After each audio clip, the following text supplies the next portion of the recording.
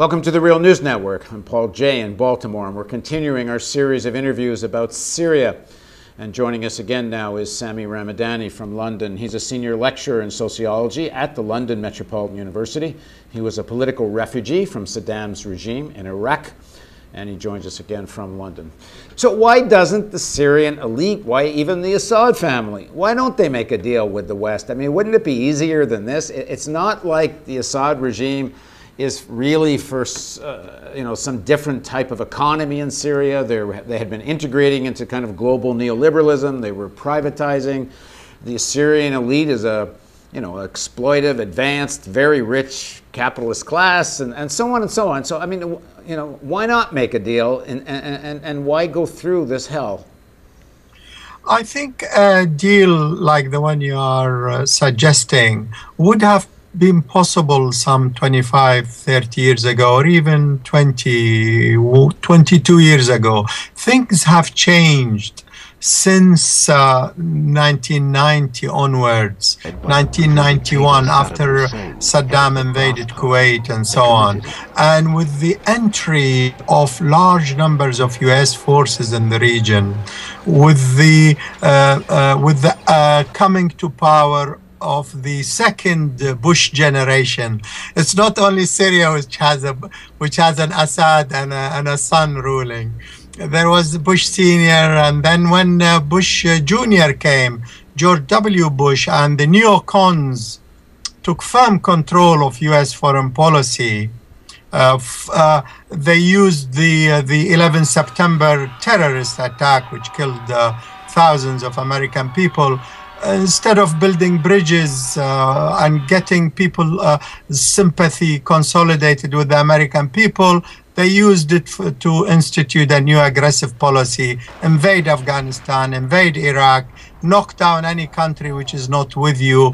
If you are not with us, as Bush said, right, you are against us. So room for maneuver and compromise became very limited with various ruling elites across the world. Sami, do you think the Syria policy is to a large extent being driven by the neocons and not as much perhaps by the Obama administration? I mean, you look at Netanyahu, who is clearly allied with the far right of the United States.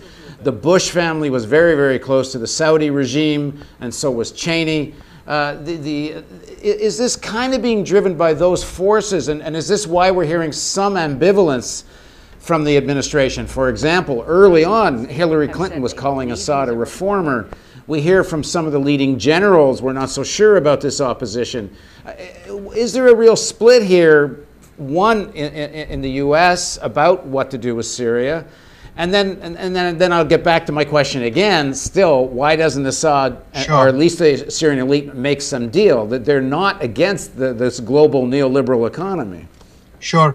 I think you are right to refer to differences within the U.S. administration and amongst influential political commentator circles, advisors, people like Henry Kissinger, others.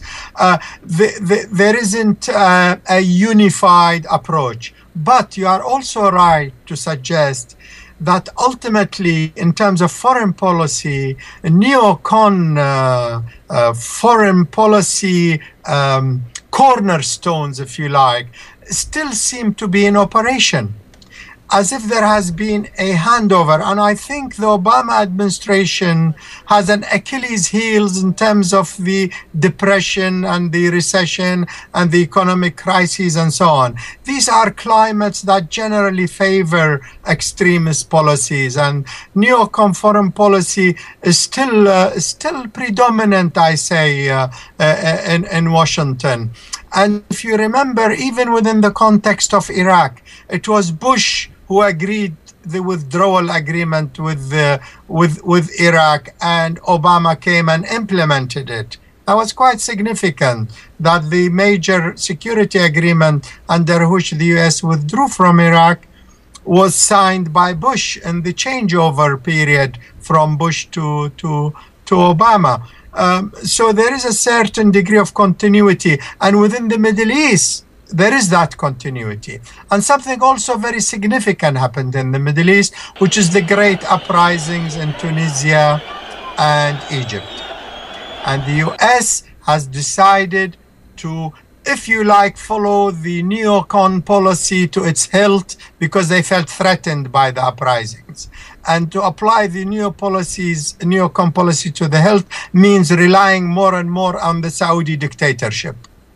And according to advice that was given to the US administration, let's deal with the Muslim Brotherhood. And I guess for Israel, the other issue is if there's going to be a war with Iran, you do everything you can to try to weaken and neutralize Hezbollah. And the first step to do that is you destabilize and do what you can against Syria. Yes, without Syria, Hezbollah will be much weaker. Although it's a very indigenous Lebanese force and it's very popular amongst large sections of the Lebanese population, its arms and supplies do come through Syria. So obviously they will lose a major ally in Syria. All right, let's go back to my first question then. So, given the alignment of forces, if you're even the Assad family, but certainly broader section of the Syrian elite, why don't you make a deal? I think they would make a deal if the United States abandons the Muslim Brotherhood and the Saudi, Qatari, Turkish axis. This axis and this alliance with the Muslim Brotherhood of Syria means that the entire Syrian elite, encompassing quite a number of social forces, will have to go. Because you're talking about a very, very radical social political force that will take over in Syria. And this is preventing, I think, a deal. I think the Syrian regime was negotiating with the United States. They even kept the US ambassador to the last minute. If you remember, they even allowed him to travel in Syria, Robert Ford. He went to Hama, met with leaders of the Muslim Brotherhood in Hama, and so on. The US ambassador did. And Syria was still trying to build some sort of bridges with the United States. But the United States is applying such an extreme policy that the Syrian elites are terrified of the alternative that the United States and Saudi Arabia are backing in Syria. So that is one of the main reasons why we don't see a compromise solution emerging regarding Syria. Right.